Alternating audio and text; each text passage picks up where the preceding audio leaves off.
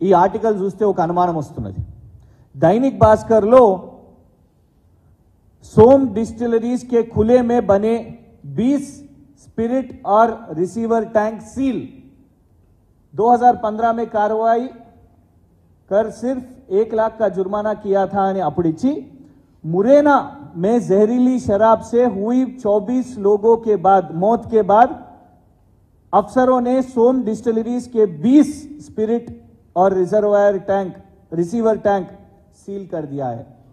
24 మంది కల్తీ జహరీలా షరాబ్ తాగి చనిపోయిన తర్వాత ఈ సోమ్ డిస్టిలరీ అనే సంస్థను వాళ్ళ ట్యాంకులను అక్కడ మధ్యప్రదేశ్ ప్రభుత్వం సీజ్ చేయడం జరిగింది, అధికారులు సీజ్ చేయడం జరిగింది.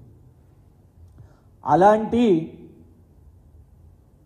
అక్రమ మద్యం చేస్తున్న సంస్థను కాంగ్రెస్ ప్రభుత్వం కాంగ్రెస్ పార్టీ వాళ్ళకు విరాళాలు వస్తున్నాయి కాబట్టి 1,35,00,000 25 లక్షల రూపాయలు పదే పదే ఎన్నికల కోసం వాళ్ళకు ఫండింగ్ వస్తున్నది కాబట్టి ఇవాళ కాంగ్రెస్ ప్రభుత్వం దొడ్డిదారిన ఎందుకంటున్నామంటే ఇక్కడున్న మీడియా ప్రశ్నించినా రాసినా కూడా దబాయించి లేదు మీరు అట్లా రాస్తే మీరు నిజాలు రాస్తే మీ మీద పరువు నష్టం దావా వేస్తాం 100 కోట్లు అంటే భయపడిపోతాం కావచ్చు అందుకే మీడియా రాయదు అని అనుకొని కాంగ్రెస్ ప్రభుత్వం కాంగ్రెస్ మంత్రి అబద్ధాలు చెప్తూ ఇవాళ కొత్త బియర్ కంపెనీని ఇక్కడికి తీసుకొని వస్తున్నారు. ఎలాంటి బియర్ కంపెనీ?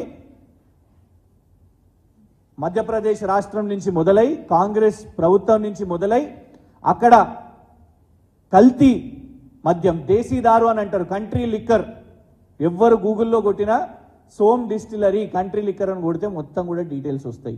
ఇవన్నీ కూడా ఇవ్వండి. ఈ ఫండ్స్ అనేటివి మేము ఎలక్షన్ కమిషన్ ఆఫ్ ఇండియా ద్వారా తీసుకోవడం జరిగింది. ఎలక్షన్ కమిషన్ ఆఫ్ ఇండియా వెబ్సైట్లో వెళ్తే ప్రతి సంవత్సరం ఈ మందు అమ్మే ఈ బియర్ అమ్మే కంపెనీ ఎన్ని రూపాయలు కాంగ్రెస్ పార్టీకి ఇచ్చింది అని స్పష్టంగా మీకు కనబడుతుంది. ఇది కాంగ్రెస్ పార్టీకి చాలా దగ్గరగా ఉన్న పత్రిక వైర్ అనే సంస్థ. వైర్ అనే సంస్థ వాళ్ళు కూడా రాసిన హెడ్డింగ్ చూడండి మీరు. CCI raids associate alcohols Som distilleries.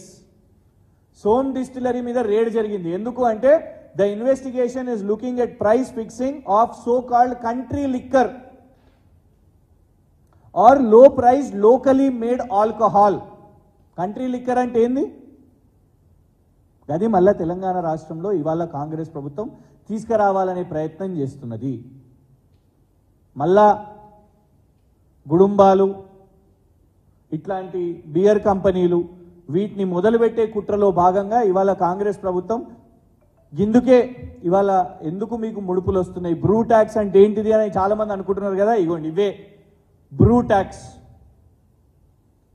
వాళ్ళు పైసలు సంపాదించడానికి ఆత్రంలా 4-5 నెలలే అయ్యి ప్రభుత్వము ఇలాంటి పాలసీలు తీసుకొని వచ్చి మధ్యప్రదేశ్లో కల్తీ మద్యం చేస్తున్న కంపెనీలు ఎవరు చేపట్టయితే అక్కడ సావులు కూడా అయినాయో, వాళ్ళ మీద రేడ్స్ అయినాయో, అరెస్ట్లు అయినాయో, కేసులు ఉన్నాయో అట్లాంటి వాళ్ళను దిగ్విజయ్ సింగ్ గారు ఇక్కడ ఉన్న ఇన్ఛార్జు వారికి సంబంధాలు ఉన్న కంపెనీ, కాంగ్రెస్ పార్టీకి సంబంధం ఉన్న కంపెనీ నిధులు ఇస్తున్నది కాబట్టి అట్లాంటి కంపెనీని ఇవాళ తెలంగాణ ప్రభుత్వం ఇక్కడ తీసుకొని వస్తున్నది.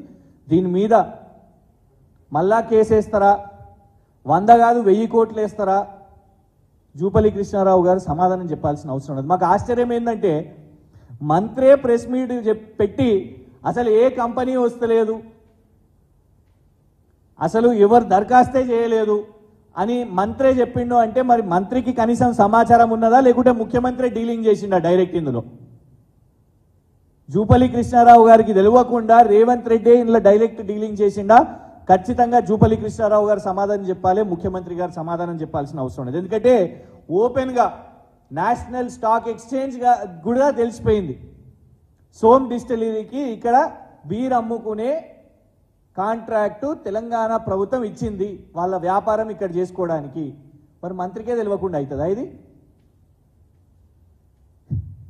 దీని మీద కాంగ్రెస్ ప్రభుత్వం వాళ్ళు సమాధానం చెప్పాలి. దీని మీద ఖచ్చితంగా కూడా ఊరుకునేది లేదు. ఎందుకంటే తెలంగాణ రాష్ట్రం ఏర్పడ్డ తర్వాత కేసీఆర్ గారు ఇక్కడ ఇలాంటి బోగస్ బీర్ కంపెనీలను ఇలాంటి అక్రమ మద్యం అమ్ముకునేటోళ్లను ఆ దందాలు కానివ్వలేదు. దీంతోని కేవలం ఇక్కడ ప్రభుత్వ ఆదాయమే కాదు, ప్రజల ప్రాణానికి కూడా హాని ఉన్నది. ఆ రాష్ట్రాలలో మధ్యప్రదేశ్లో మనం చూస్తున్నాం, గుజరాత్లో కూడా డ్రై స్టేట్ అని చెప్తారు.